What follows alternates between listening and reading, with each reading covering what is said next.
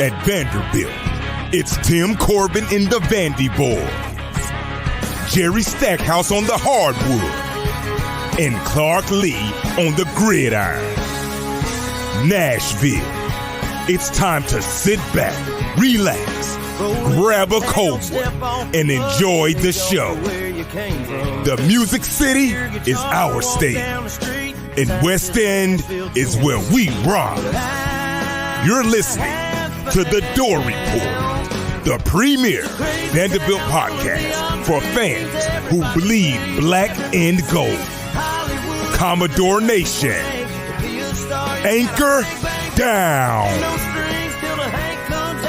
Make all the drunk girls scream and shout. We love it, we hate it, we're all just trying to make it in this crazy town.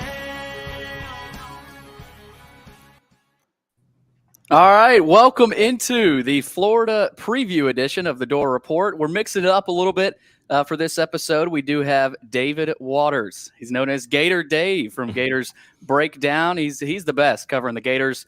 Of course, we got Trevor Hulan up there in the top right, known as Hack Squat Jim Duggan on Twitter. Will Byrum as well. Of course, he is with us tonight. So, Will, it's interesting. We're starting with the interview, so we're going to go ahead and hop in with Gator Dave here for this weekend's preview, Vanderbilt and Florida. Dave, how you doing? Thanks for checking in. I feel like we've been doing this now the last couple years, a little bit of a tradition now that Vanderbilt and Florida are going at it this Saturday. Yeah, absolutely. Thanks for having me again, and looking forward to Florida's trip to Nashville. It definitely will be Florida's coldest game of the season by far. So Billy Napier doesn't even want to talk about it. At his Monday press conference, like, you know what, we can't control the weather. We might as well not even talk about it.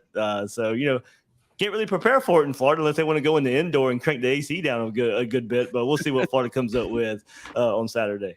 David, I want to start with Anthony Richardson at the quarterback position, and we're going to ask you, about really everything involved in Florida this year, but it starts with him. I mean, he had that season opening performance against Utah, a Heisman-like performance, and then, he's been kind of up and down. So how would you evaluate what you covering Florida has seen from him and kind of how the fans view him at this point as the Gators quarterback? Yeah, as you said, it's been a roller coaster with Anthony Richardson, and of course, all eyes were on him that opening weekend of college football and the big win versus Utah, and he's putting up highlight plays and pirouetting and stiff arming and spinning around and completing passes and 80-yard runs, and we haven't got that game in and game out from Anthony Richardson this season, and he's just last few games, I mean, it's now 4 straight games in a row he hasn't thrown an interception. So that's where progress has been. He was a turnover machine there toward the beginning of the season.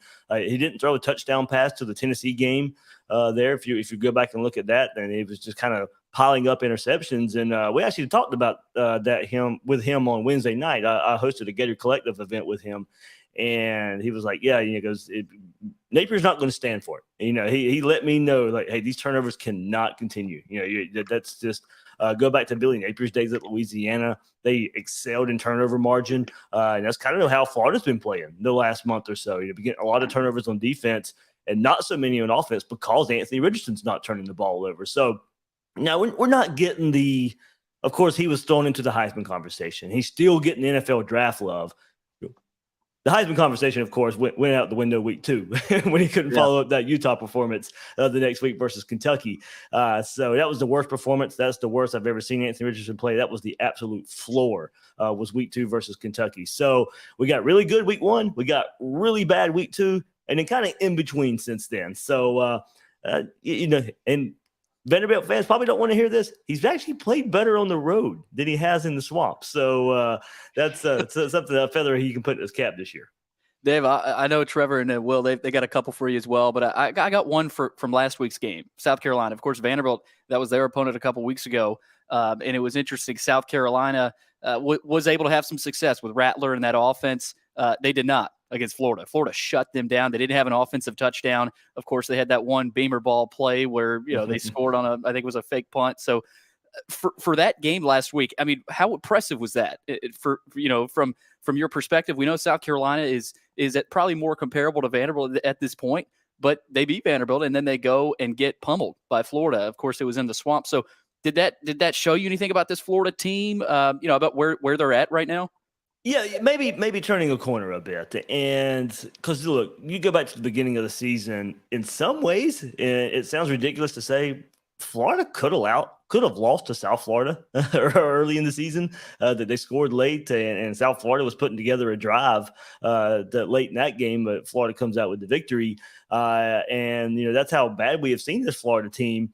And then you kind of fast forward, and it was more about putting together some consistent performances. You had the bye week. You played Georgia. Look, if you had went into that bye week, Florida probably did figure some things out on offense, on defense during that bye week. You weren't going to see it versus Georgia. You just weren't going to. And then we didn't think we were going to see it. First half, Texas A&M. Texas A&M comes out and scores 24 points on this Florida defense. And it's just like, oh, here we go again. And that's the last time Florida's given up a point. The last 6 quarters, they have not given up a point on defense. Wow. This massive turnaround for this Florida defense. And now go back to that USF game, and it was like it didn't matter who Florida was playing at the beginning of the year. This defense was giving up yards. So it didn't matter how bad Texas A&M's offense is. It doesn't matter how bad South Carolina's offense is. For this Florida defense up until 6 quarters ago was awful. One of the worst in school history. Definitely one of the worst in the country. But these last 6 quarters, they're getting after the quarterback. They're playing smarter, creating a ton of turnovers. I think 8 in the last 3 games. So you've seen this Gator defense. They've been able to create turnovers all year, but it's now just a lot of smart play. And lo and behold, kind of weird, it happens when they dismiss Brenton Cox. You think they'd get worse, but they've actually gotten better since then. So with this defense, it's just maybe they have turned the corner. Maybe they have figured some things out as we head into the last month of the season.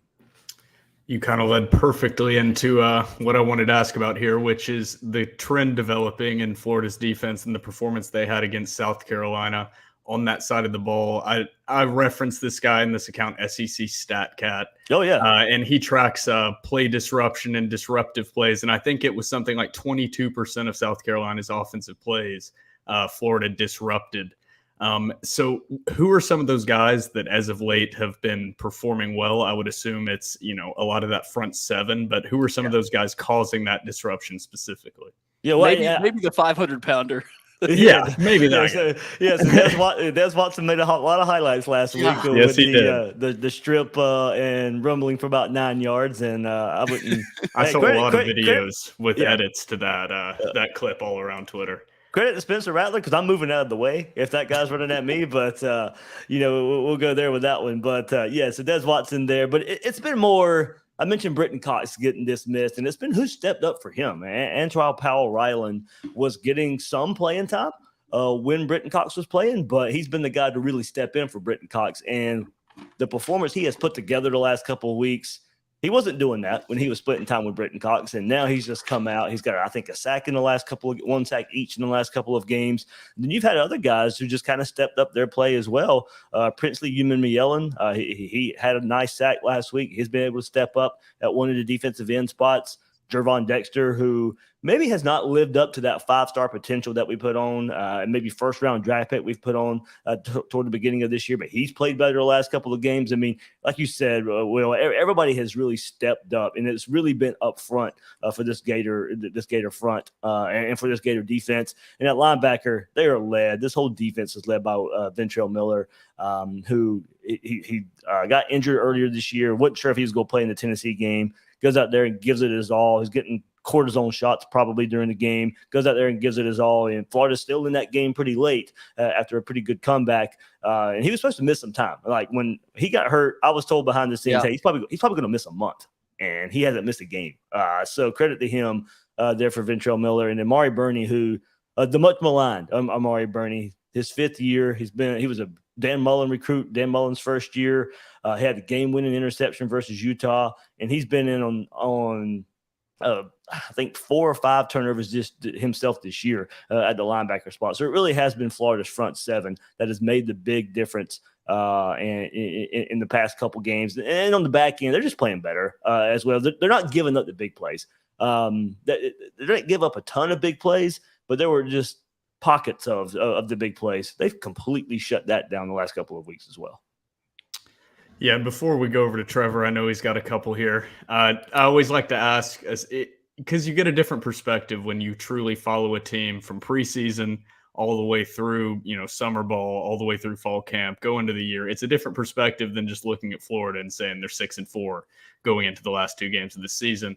How are Florida fans feeling about where Billy Napier has this team, about where this offense is sitting? Because I know they're trending up in the right direction, but a lot of times you can look at that schedule and say maybe it's competition level, like you've mentioned. But I mean, I think there's probably a big opportunity here in the last 2 weeks for Florida to trend in either direction. But I'm kind of curious where the Florida fan base is kind of sitting. Right, you were 4-4 coming off the Georgia game. You looked at that the last part of the season, and Florida. I said before the season, Florida has to end the season 3-0, and that meant beating South Carolina, Vanderbilt, and Florida State. Well, the way Texas A&M was playing, all right. Well, now you need to end the season 4-0 because even though Florida was playing bad, they weren't playing as bad as Texas A&M. So, hey, there's a chance to go 4-0. And then now you probably got to switch it a little bit. Okay, maybe FSU's not the shoe-in win that we thought coming into the season. You probably switch Texas A&M and FSU just a bit now. So we'll see. But, yeah, a lot of Florida.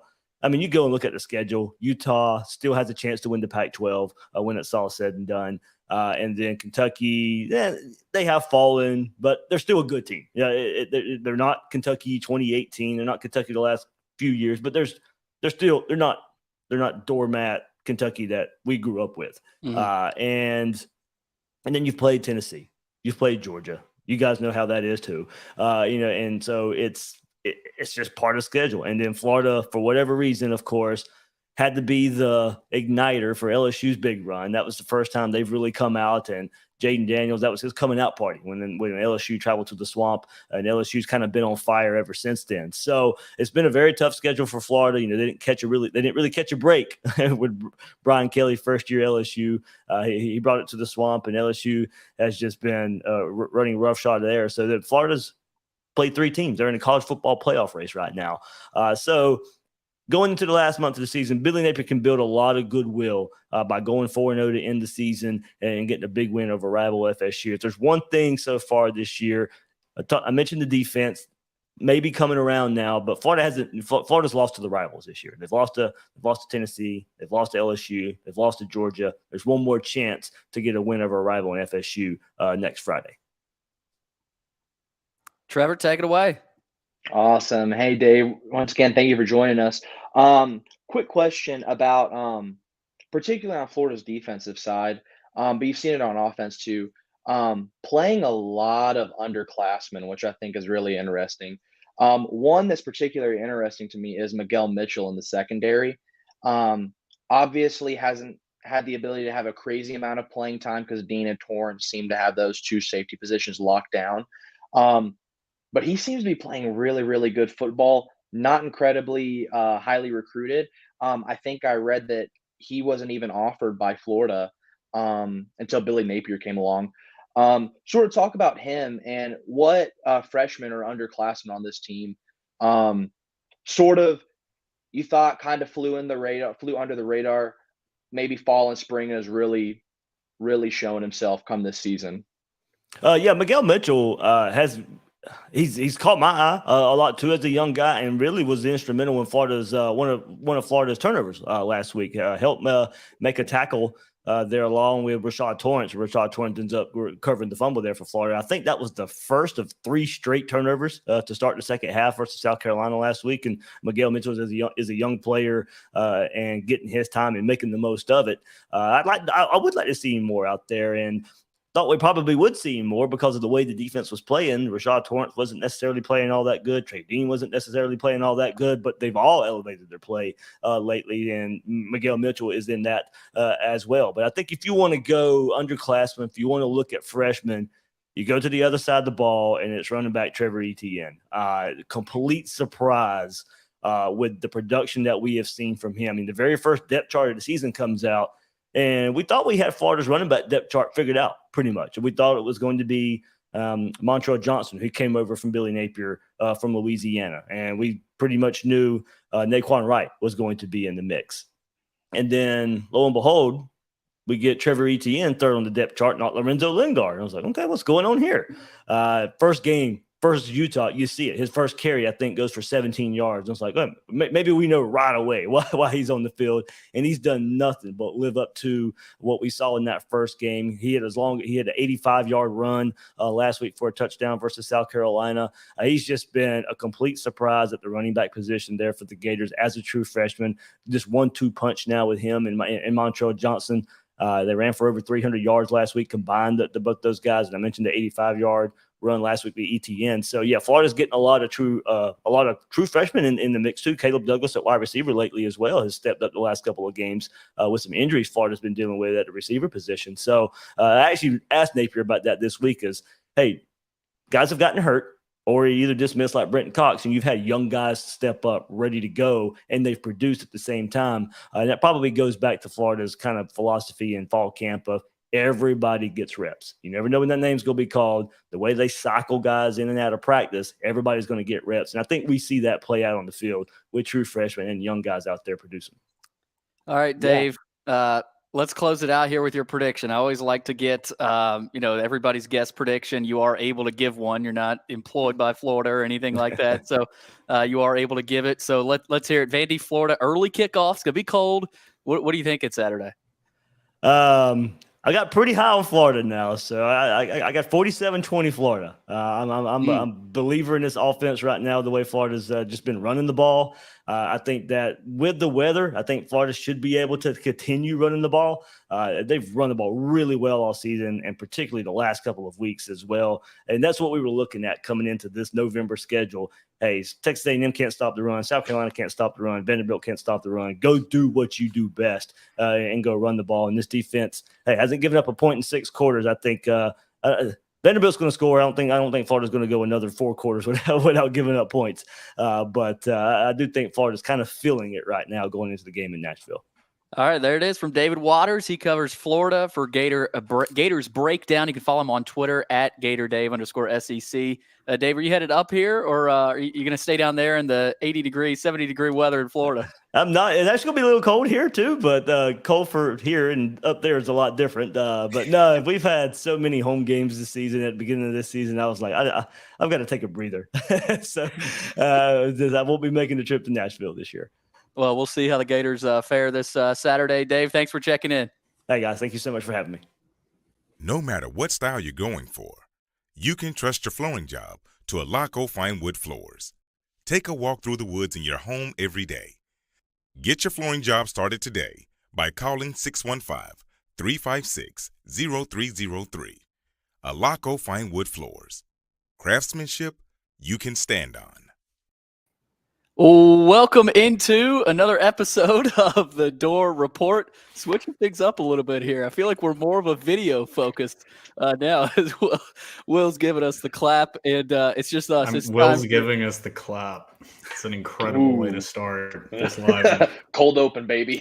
You can count on Will for those exchanges. But Florida preview. It is time for the Door Report episode 193. It is a Thursday night, November 17th. We are, as you just heard, powered by Alaco Fine Wood Floors. Family owned and operated for more than 2 decades, Alaco Fine Wood Floors is Nashville, Middle Tennessee's choice for premium quality hardwood floors since 1995.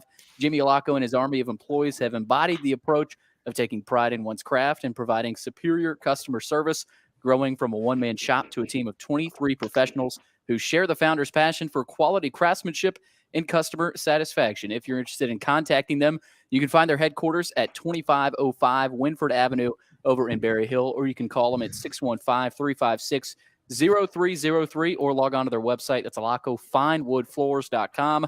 Alaco Fine Wood Floors, serving Middle Tennessee's hardwood flooring needs since 1995. All right, we got Trevor Hulan, Will Byrum with us here tonight for the Florida preview. We're going to get to players to watch for Florida. We'll talk about a little bit about A.J. Swann's status because that is up in the air this weekend. Will he play? Is he shut down for the season? We'll ask that question. 3 keys to victory, predictions, and Gator Dave. He just checked in on the video format, but he is coming up here on the podcast format of the Door Report. Guys, Florida, how we feeling? I mean, what's the mood? Where's the pulse right now? I like to ask Will that. How are we feeling right now heading into Florida? That's a tough question. I think cautiously optimistic is probably where I sit. I don't think you're fully expecting Vanderbilt to come out, have a repeat performance and upset Florida as a more than 2-score underdog.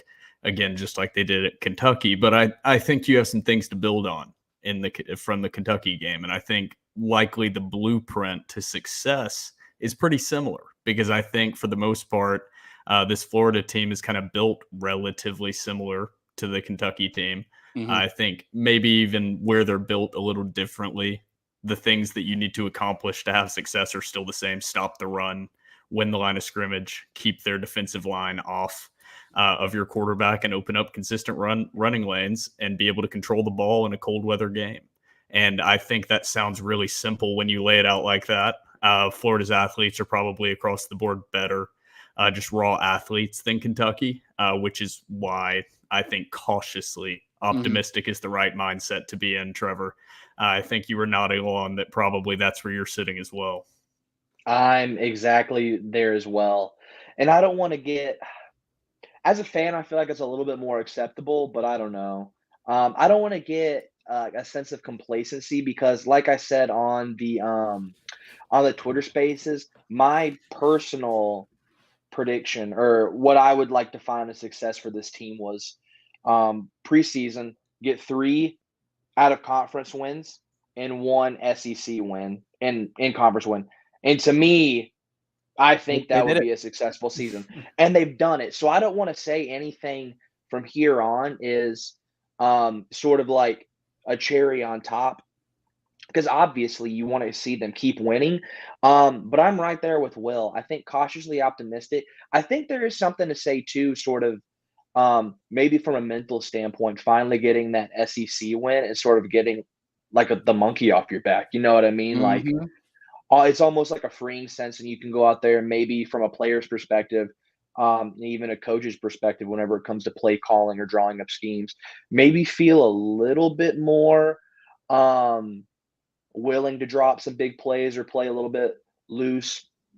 Then again, I have no idea what the mindset is inside the locker room, but I'd have to think that plays a factor. Obviously, if you ask them in an interview, they're like, "Oh, it's just another. We're focused on this one." Just regular old coach speak. But I mean, you have to know that they're like, okay, it's over. And so I think that does play a factor. So I think that's why I am cautiously optimistic as well, as they might come into an 11 o'clock kickoff with a little bit of juice, I think. Yeah, I mean, we'll see. And it's obviously a morning kick. So I think that plays into it. The cold weather plays into it.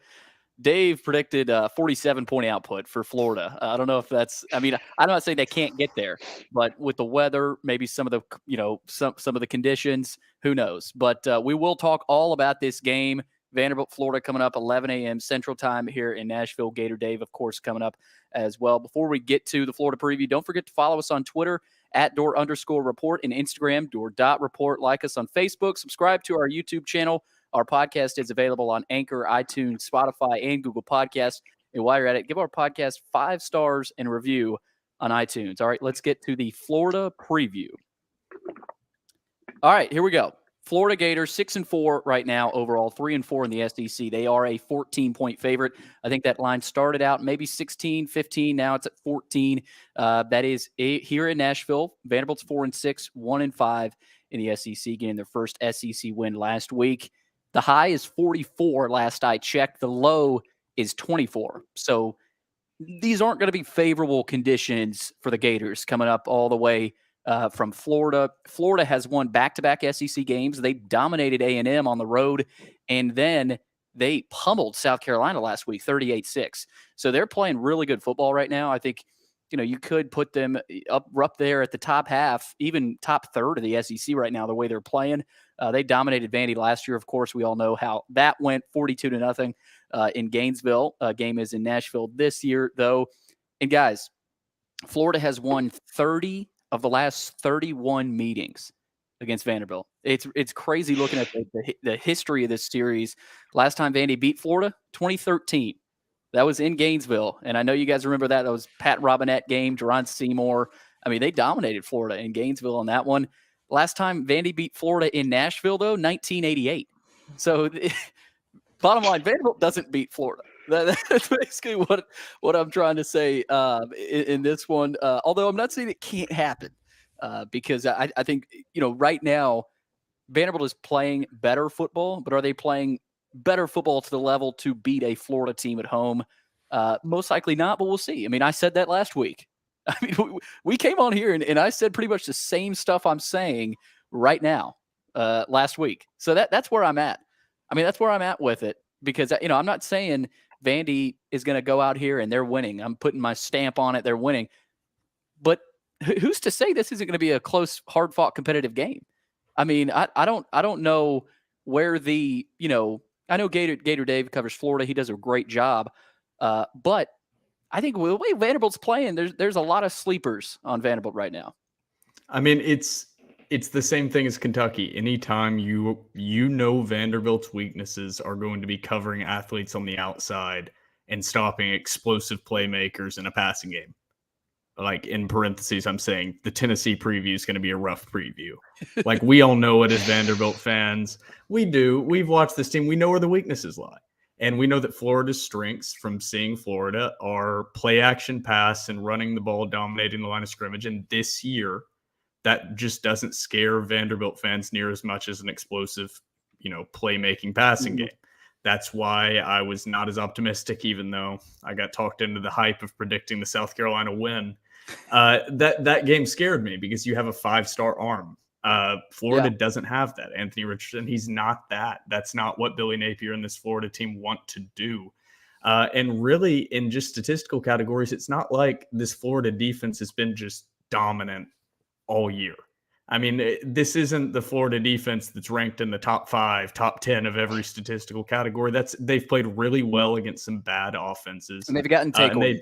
And they do have talent. And they have very, very, very, very good athletes in that front 7 and on that defensive line. And that is where the fear comes from. Or not fear, but the potential for a come-to-Jesus moment for Vanderbilt fans, saying this Kentucky win and getting that monkey off your back was great, but the athletes in the trenches, you have a lot of injuries along that offensive line for Vanderbilt.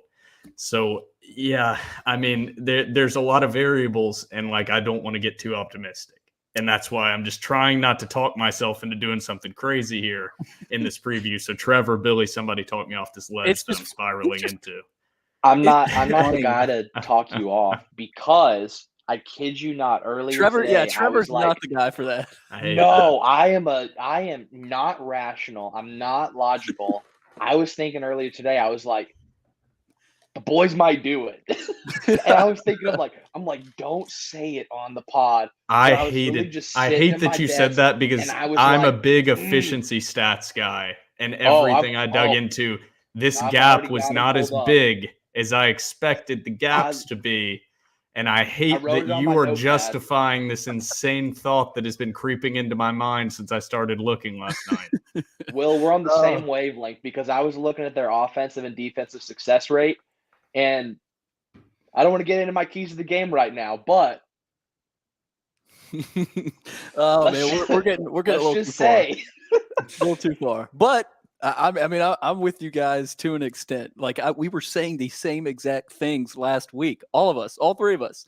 We did not preview Kentucky saying, I think Vanderbilt has a shot. I think Trevor, you were, but so credit to you. But I mean, Will and I, we were sitting here saying, nope. I mean, this is a 34-17, 31-17 type game. So yes, Kentucky and Florida are different teams, but I don't know how different they are. I don't know how much different these two teams are. But let's talk a little bit more about Florida.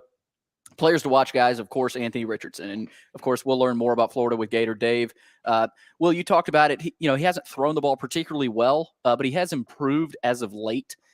He's got over 1,900 passing yards, 11 touchdowns, 7 interceptions. He's only completing 55% of his passes, though. So, he's not a passer. He is a quarterback that is a phenomenal runner. You don't point to his passing ability. He is huge. He's 6'4", 230 pounds, just a freak of nature. So obviously that's going to be a key in the run game, stopping him. Montrell Johnson and Trevor Etienne are, I think, one of the better duos in the SEC. I mean, Johnson over 700 yards, Etienne 567 rushing yards this year. And then on defense, the linebacker Dave mentioned, Amari Burney, leads the team with 4 sacks, 2 interceptions on the season. So, you look at Florida, guys, they've got talent. I mean, I think this team as a whole is more athletic than Kentucky. They're more talented, but to what degree? I think that's going to be a good, we're going to get an indicator early of, okay, Florida's just more athletic and Vanderbilt can't do a whole lot. But, I think early on, if Vanderbilt gets a few stops, grabs a little bit of momentum, we could be thinking the same exact things we were in the Kentucky game in this game. We could. I'm not saying we will be, but there is that potential. Guys, before we get into 3 keys to victory, though, A.J. Swann, I mentioned at the top, we're going to get to him. His status right now is questionable. I heard a rumor, I'm not going to say where, that he hasn't practiced this week. So, it's interesting because you look at where Vanderbilt is at this point in the season, and you start to ask yourself, is it really worth it throwing A.J. Swann out there for a third time after his second concussion and risking a potential, awful injury for his future? Clarkley said as of right now, he's questionable. I think we need to see whether or not he's able to get back in time to prepare and to be able to play at a level that helps us to win. So the question I ask you guys is, should Vandy ride Mike Wright to close out this season, see what he can do, try to replicate the success against Kentucky?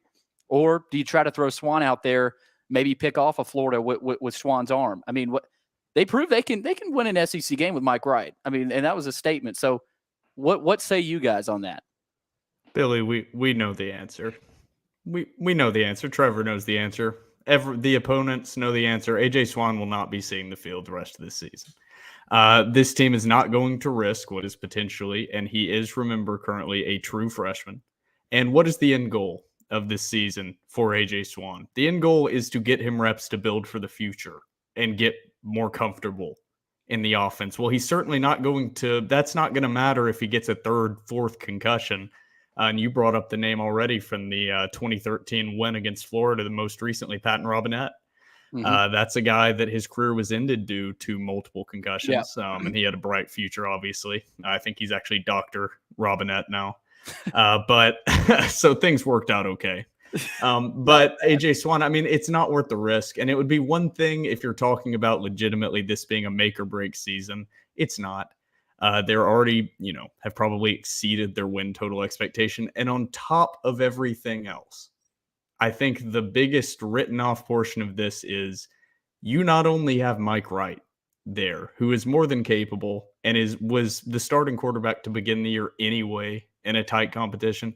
You also have Ken Seals as a backup quarterback, who is probably the most experienced 3rd string quarterback in the entire NCAA, I would argue. So there's absolutely no need to risk injuring A.J. Swann, like decreasing the potential value of him in the future as your quarterback. And really the end goal is just to get him a few more reps in games that you're probably going to lose anyway.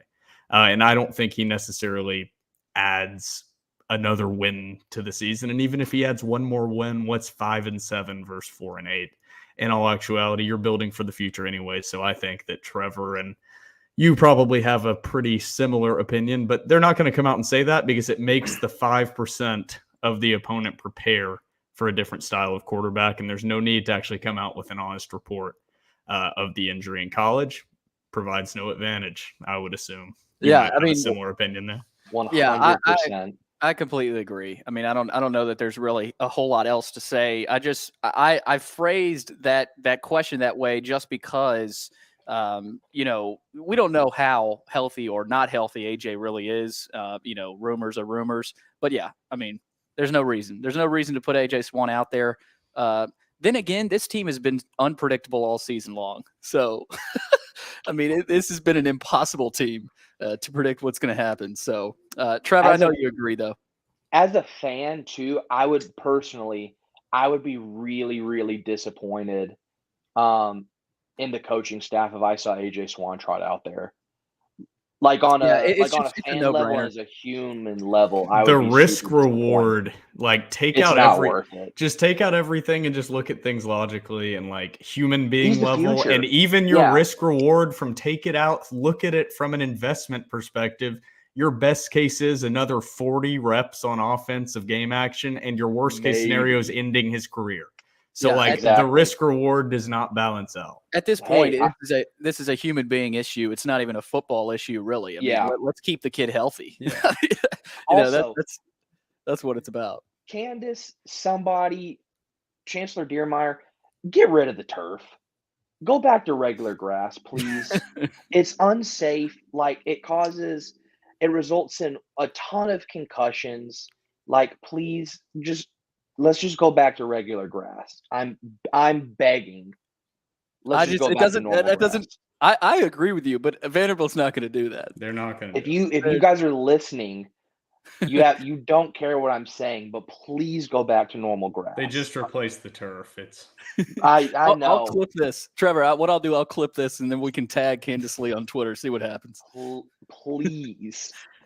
Okay, guys. We'll see if Candace Lee accepts that from Trevor.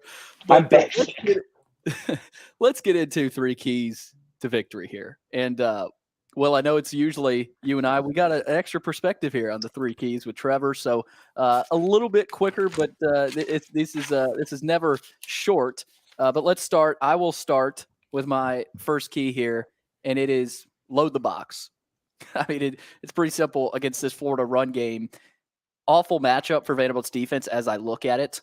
Florida's averaging 6 yards per rush. That's second in the country behind UCLA, who's averaging 6.2. They're averaging 226 rushing yards per game. That's second in the SEC behind only Ole Miss. They've got 3 players who average at least 6 yards per carry. I mean, the rushing numbers are eye-popping. They've got one of the hottest rushing games in the country. Play action, guys, it did hurt Vanderbilt a little bit against Kentucky, I thought. Not to an extent of this has had an impact in the game. This is why Vanderbilt might lose because they ended up winning the game. But as much as you have to load the box against Florida, you got to maintain coverage downfield to not allow Richardson to carve you up in play action. Because I think if you're Florida, Vanderbilt's going to load the box. Like, you're not – if you're Napier, you know what Vandy's going to try to do. So can you counteract that?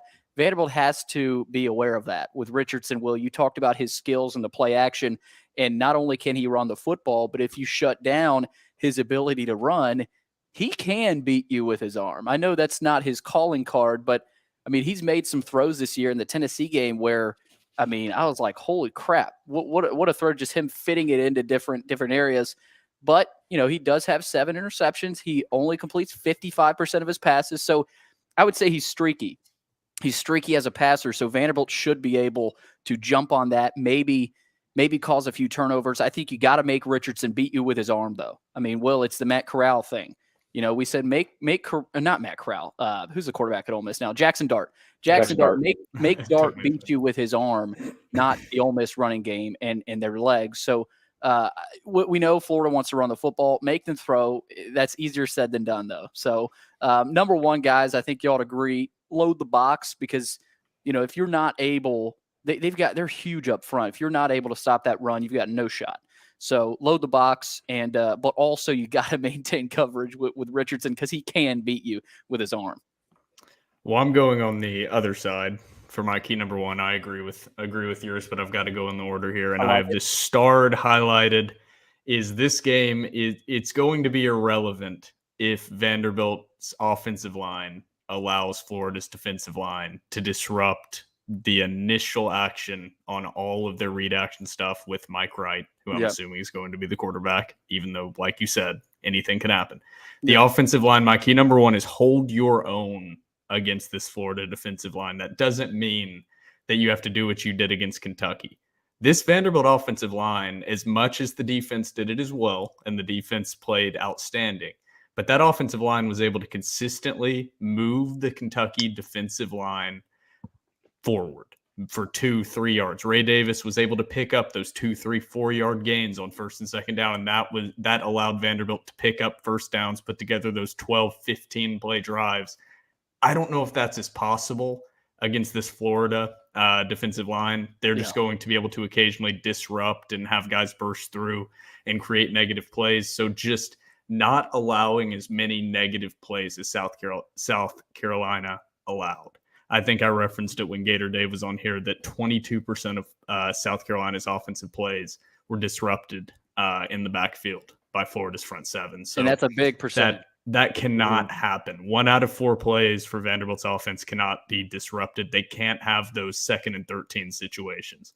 Those 2nd and 13, 3rd and 10, those are recipes for turnovers. Mike Wright has shown that can happen.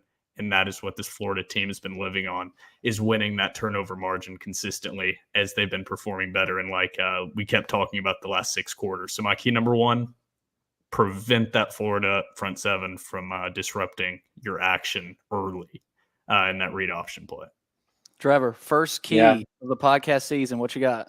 First key, you're going to need other playmakers in the passing game other than Will Shepherd, because what's going to happen is I think he's going to get bracketed, or they're going to have constant help over the top.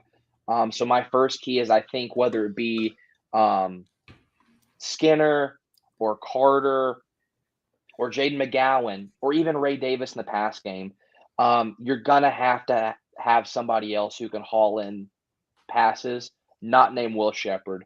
Of course, Will's the top dog. He's wide receiver number 1. I think he's the type of guy that even if he's covered, they're going to throw it to him because they have that sort of trust in him, and they rightfully should.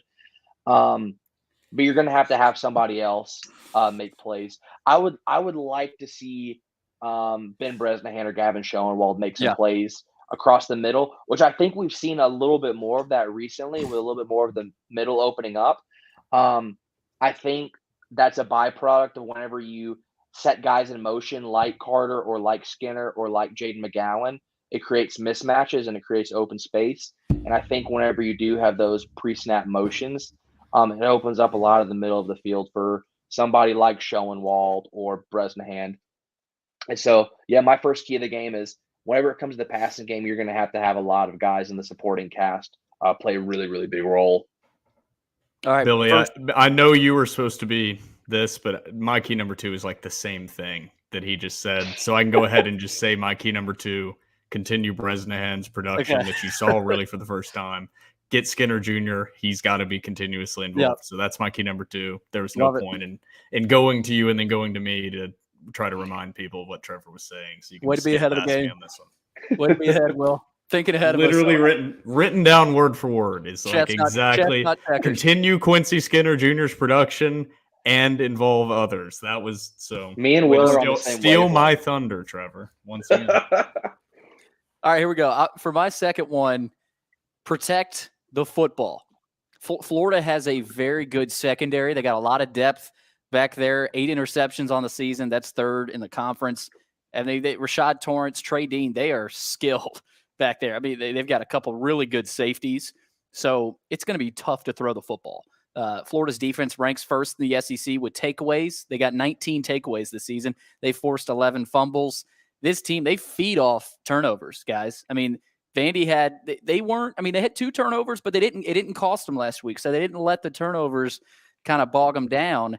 and the defense was able to step up. So you need to do that. But you had the Shepard fumble and then Mike Wright's interception. Those weren't disastrous. I mean, you start the game off with a Shepard fumble. Defense gives you the ball back. And then Mike Wright's interception, that was brutal. I mean, I think we can agree on that. Shepard really, I mean, he wasn't even looking for the football, so you obviously can't have that. But you can't have it in crucial situations. You can't have it in the second half where, you're in the red zone and you throw a red zone interception, or, you fumble the football deep in your own territory. I think Vanderbilt did a good job of that against Kentucky. You didn't have the turnovers in awful spots. Like that interception, yeah, it's probably, you don't love the interception there close to the end zone, but at the same time, you were able to bounce back from that. So loading the box also causes pressure, which, at the same time, Florida, they're going to do that. They're going to force pressure on Mike Wright. So like I said, guys, Vandy's got to protect the football. I mean, this is what Florida does. They create turnovers. And, if Vanderbilt has a multiple turnover game or, even more than that, you put yourself out of it. Now, I will say, though, if you have a couple turnovers like the Kentucky game, like you start the game off with a fumble and you're able to bounce back, and then, you can turn the ball over, but don't let it cost you. But even if you do, you're not giving yourself a chance, especially against this Florida team that I think is going to score. Like, I think this is probably going to be a high-scoring game. So, number 2 for me, guys, protect the football. Yeah, I mean, if you don't have a prayer. Trevor, you're up. All right. You already stole my key number 2 with the production on the outside. So I can just repeat it, but the production from Quincy Skinner Jr., he's been doing it the last couple of games, and then just continued tight end involvement. My key number 2. I mean, exactly what your key number 1 was. So let's hear your key number 2 and see if you steal my key number 3. Great minds think alike. I think, and it's so obvious, but whenever you really, it's a cliche because it's true. You're going to have to convert on third down. Yeah. I think particularly, I don't want to get NFL involved, but my Eagles played the Commanders on Monday Night Football. People kept talking about, the run game's gashing them. The Commanders only averaged, I think 3.2 yards a carry, which isn't that good, but they converted an ungodly amount of third downs. Right now, Vanderbilt is ranked, I believe, 66th in the nation. 68th in the nation in third down conversion, which isn't terrible actually, but isn't awesome either, at 37.8%.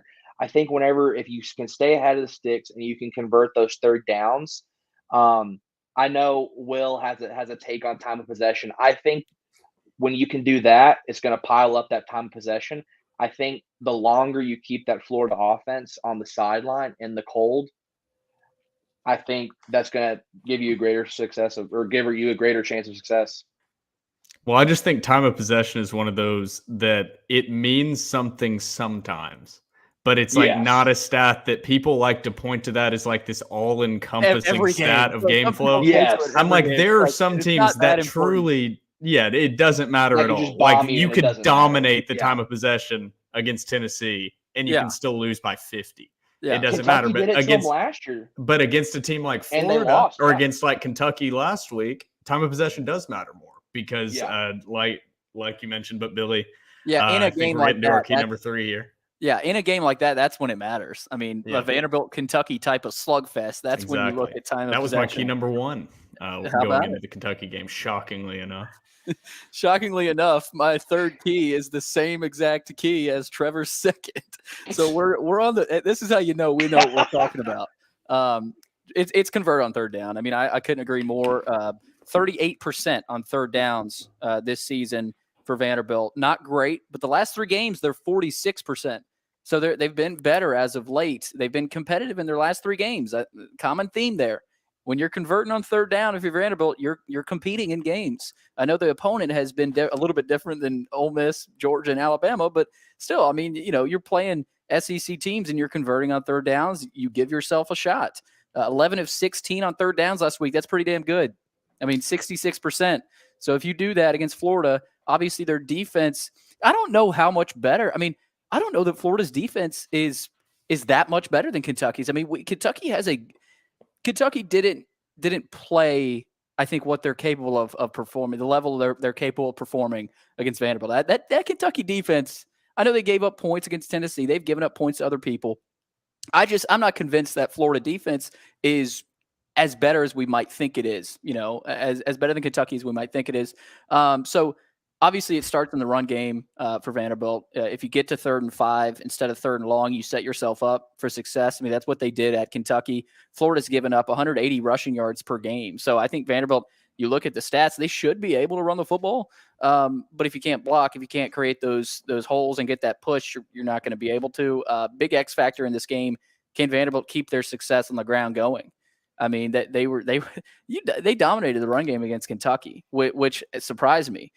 Florida has been better as of late, though. They give up only 140 rushing yards in their last 3 games. Bad thing is South Carolina only rushed for 44 yards last week against Florida. So it's not going to be easy. I think Florida's defense has improved, but I do think there is a path for Vandy to find success on the ground, especially if Mike Wright plays. So, I mean, and he's going to play. I don't know. I don't think it's an if at this point.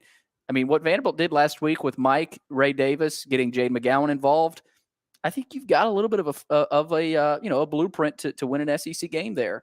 That's not future down the road next year. That's this year, maybe picking off Florida. I mean, that's what we're looking at. So I'm with you, Trev. Convert on 3rd down, but that starts in the running game. If you can't run the football, you're going to have 3rd and longs, and you're going to have to put Mike Wright in throwing situations, and we don't want that.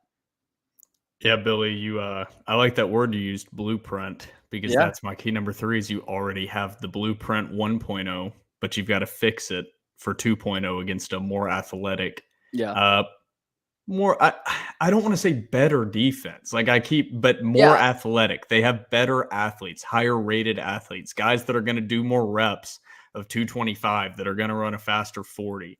So you have to do some of the things that you did in the Kentucky game. Punch them in the mouth early, a big play on offense. Don't give up big plays. You gave up 1 big play on that Rodriguez run, and you felt that momentum swing. Other than that, you really controlled the flow of that Kentucky game, and that's not something you've seen a Vanderbilt football team do in a long time in an SEC game, feel like you were in control. Now, the things you can't do against this Florida team are turn the ball over twice early. If you have an early fumble and a red zone turnover, red zone bad interception into a bad decision from Mike Wright into double coverage, that is not going to result in a win, because this Florida team is just a notch up right now from how Kentucky was playing. I think right now this Florida team is clicking a little bit more, but I think if you can get 1-2 big plays early, don't give up big plays on defense, I mean, you're in for a slugfest with a team that wants to control the clock, control the ball. And that's a recipe to hang in that game, stay in there. The cold weather, 11 a.m. kickoff, the longer and uglier you can make this game and keep it within 1-2 scores, the better it is for Vanderbilt. So I think that's what the Vegas line tells you is the expectation, is kind of a long, ugly, drawn-out game with some shitty weather at 11 a.m. on SEC Network. That's a dream. If you're Vanderbilt, that's what you want. That's what you thrive in. That's Clark Lee. I mean, that's what this team is just built on. So my key number 3 is you have the blueprint 1.0. I mean, you've just got a 2.0. Get rid of the turnover part of it, and you have a recipe for success. Trev. Yeah. My key number 3 is Matt Hayball. Whenever it comes to special teams, is going to have a game. If you can't convert on offense, I think you're going to need Matt Hayball to pin them deep and coffin corner them. Because whenever you look at Florida's offensive success rate, I know we were talking about it earlier, they have an offensive success rate of 37.7. Vanderbilt has an offensive success rate of 40.4. So analytics, Vanderbilt has the edge whenever it comes to offensive success rate. So what does that tell you? It's stuff that we've already talked about tonight. How Florida butters their bread is explosive plays. Typically, they can do it, but they don't make their money on these long 80-yard methodical drives. It's normally one-hitter quitters. And so I think if you can pin them deep, and if you can somehow, by the grace of God, eliminate explosive plays, I think you have a shot, and I think that comes with Matt Hayball on his leg. I like that. I mean, that I remember I made Hayball one of my keys early in the season, Will, and I got some hate from Joseph West, Twitter, and some other people. But I do think in a game like this, and for Vanderbilt, if this was any other team, you probably wouldn't be talking about your punter. But since you are Vanderbilt at this point in the Clark Lee era, your punter plays a big role. I mean, look at the Titans right now, what Stonehouse has been able to do and impact the game. Your punter can flip the field and make an impact. So I like that. I like that Hayball key there. So Hayball making another appearance here in the keys here. So, guys, let's get to predictions, though. I know we got the Titans here to finish up watching. And, Will, 7-0, right? Hilliard came out early, drove down the snow in Lambeau up 7-0. Got the Packers on third down right now. Hopefully you took the under in that one tonight. And I'm not going to take the under in Vandy-Florida, though. Guys, I think there's going to be a lot of points in this one. Here's why. Statistically, both defenses rank toward the bottom of the conference. So I think you're going to have a shootout. I know the weather will play a factor, but Florida is 12th in the SEC in total defense. They're giving up 421 yards per game. Vandy's dead last in the SEC in total defense, which we are aware of. They're giving up 458 yards per game. Florida is allowing 27 points per game. That's 11th in the SEC. Vandy's allowing 35 points per game. So I just look at statistically, and a lot of times, sometimes I don't go straight off stats, but I just think with both defenses really, I mean, you could say Florida has, a hot defense per se, like their rushing attack is right now. But I don't know that their defense is good per se. I mean, you look at the stats, they're bottom of the SEC. So I know stats don't always tell the whole story, but both these teams are giving up over 160 rushing yards per game as well. And both of these teams are going to run the football. So you could see some big plays in the run game from both teams. I think you're going to see a big Mike Wright run. I think you'll see Anthony Richardson have success in the run game and their two running backs. Success in the run game is going to be huge. If Vanderbilt, whichever defense is able to find a way to not give up those huge chunk plays, you're probably going to win this game. I mean, this game revolves around running the football. This game in particular. So in their 7 games against teams outside the AP top 25, Vandy's averaging 33 points per game. And I know the teams they played outside the AP top 25 haven't been world beaters, but you still look at it, 33 points per game against anybody is not bad. Florida is not in the top 25. I think Vandy will score, but can they stop the Gators' rushing attack? I'm not convinced they can. Again, I said a lot of these same things last week, guys. So I'm hesitant to predict a dominant Florida win, but I'm going to go with a 10-point victory for Florida. I think there's going to be a lot of points. I think you hit the over. Florida 38, Vandy 28. I think Vandy covers the 14 with a late touchdown.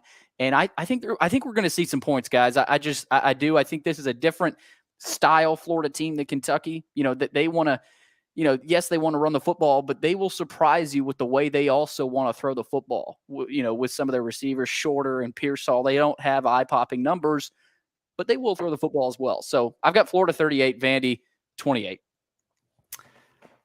Yeah, any preconceived notions or ideas that I had about predicting a Vanderbilt win, that was fun to toy with. But in all actuality, my real prediction boils down to 2 things. Number one, if this is a game of back and forth big plays and big runs, that does not bode well for Vanderbilt. Florida's playmakers and athletes are so much better individually. They're just going to make more big plays if that's how the flow of the game goes. Yep. The other part of my prediction is Vanderbilt's defense and stopping running quarterbacks and quarterbacks that have an ability to extend the play, get out of the pocket, and make plays with their legs. In the past, recent history, Vanderbilt, not a lot of success stopping that. I think Richardson is the X factor. I think he runs absolutely wild defense. I think Florida is able to put him up, but I don't think that Florida's passing game is good enough to give him to go. Florida, really, 40 years, Billy, 31 31, Vanderbilt 17. I don't see Vanderbilt putting up a lot of points here. So pretty much exactly on the Vegas over-under and the Vegas line. Well, can you repeat that? I think you cut out a little bit, but repeat that score. Just the numbers. Okay. Is it 31-17? 31 to 17. 31-17. Okay, gotcha. Just making sure. So like right at the Vegas over-under. Yeah. You had 34. Did you have 34-17 last week for Kentucky Vandy? I'm trying to think if that was me or you or not. That's a good question. I've already forgotten that one. Once Vanderbilt won that game, I erased my loss prediction out of my head and was just filled with joy. Every score prediction runs together, honestly. Yeah, they're all Trev, what you got? Will, I totally agree about Anthony Richardson. I remember I forget who it was, but somebody was tweeting with me a couple weeks ago, and it was I was talking about how I thought Vanderbilt's most winnable games were South Carolina, Missouri, and they were like, "What about Florida?" And I said, "I don't think so because I think Anthony Richardson runs around like a gremlin, and I think that's what's going to happen." I think they have to limit that. With that being said, I think this is going to be a run-heavy game on both sides. I think the game's going to go by really quick. As much as as much as my heart's telling me to pick the Doors, I think we're going to see something like, I wrote down Florida 34, Vanderbilt 28. I'm kind of with you, Billy. I kind of think that Vanderbilt scores maybe not a garbage time touchdown, but maybe a late touchdown to make it a little bit closer. But yeah, give me Florida 34, Vanderbilt 28. Okay. I feel like last week it was pretty similar. I mean, I picked a 10-point victory to this week, but we're kind of on the same wavelength here. Trevor's the optimistic guy, so I feel like we need that as a podcast. I don't want to sound pessimistic, but part of me can just see this Florida defensive line just eating Vanderbilt's O-line alive. Just the pure athletes that they have with the injuries. I mean, they've literally and the thinness got a Vanderbilt 450-pound man. Yeah, I mean that's what scares me. It's what we always talk about, Billy, is Vanderbilt can beat Missouri or Kentucky, but there's a different level of that athlete that's just, you run the 40 at this, you squat this, that scheming can take away, and it's just God's gift. Yeah. And right now, the state of the programs, and just traditionally, Kentucky doesn't have as many of those guys. Vanderbilt has almost none of the. It's like, well, Vanderbilt has a few. It's like Orgy. Is Anthony Orgy? He's a freak of nature. It's just Florida has a lot of guys that are like that are those absolute freak of nature guys. And that's what Clark Lee and Barton Simmons are trying to recruit in. But right now, there are just some games that, for whatever reason, that Florida player puts on that helmet that day, and he just will be able to dominate the game. Especially, I think that Ben Cox, Castillo are still out in this Florida game. And Hansen specifically was brought up by Blazik. In some of the pregame comments, but he's got to continue performing well. But I just don't know if I'm as positive as Trevor to be able to put up 28 points with the current state of the offensive line. I think if it's a bloodbath, I forget who said it earlier. I think it was one of you guys said it earlier. But I agree. If it's a bloodbath, I think you're going to know in the first couple minutes. Mm-hmm. Yeah. You'll quick. know immediately. Yes. Yeah, you'll know pretty quick. And I just think both these defenses have really struggled. But I don't love that 28-point output. Well, I just think, maybe you get a late touchdown, maybe because this Vanderbilt offense, I mean, let's face it, they have played better as of late. I mean, I know you're playing Missouri, South Carolina, Kentucky, but that running game last week, what we saw, I'm very intrigued to see, was that a fluke? I mean, did that Kentucky defense play that bad? Or is this Vanderbilt team finding something legitimately? Did they just find something? It's like, you hit on something really good there, Billy. I think that this Vanderbilt team really has nothing to lose unless they get absolutely obliterated in this game. But they have everything to gain.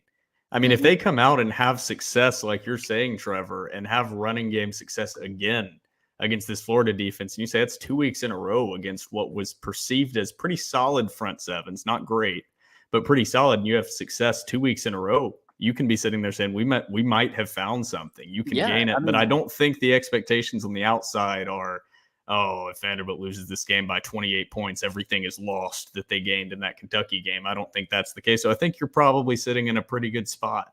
Yeah, as good as you can possibly be or could have been expected going into these last two games. And with the weather, you throw the weather in there, it's going to be in the 30s probably for most of the game. I was talking to Clark this week. He said off air, he goes, the colder the better. I mean, so that they love it. Vandy loves it. They just played in basically a snowstorm in Lexington. So, and you're bringing up a team from Florida. I mean, what's the coldest weather Florida's played in this year?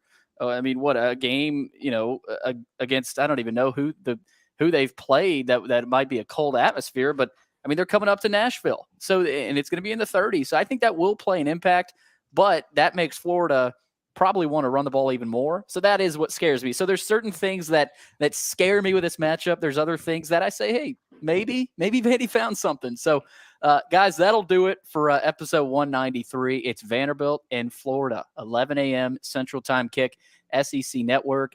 Vandy is only a 14-point underdog. I mean, I thought that might be, I think Vegas likes what they saw last week, guys, and they're at home. 30-degree weather, they see something.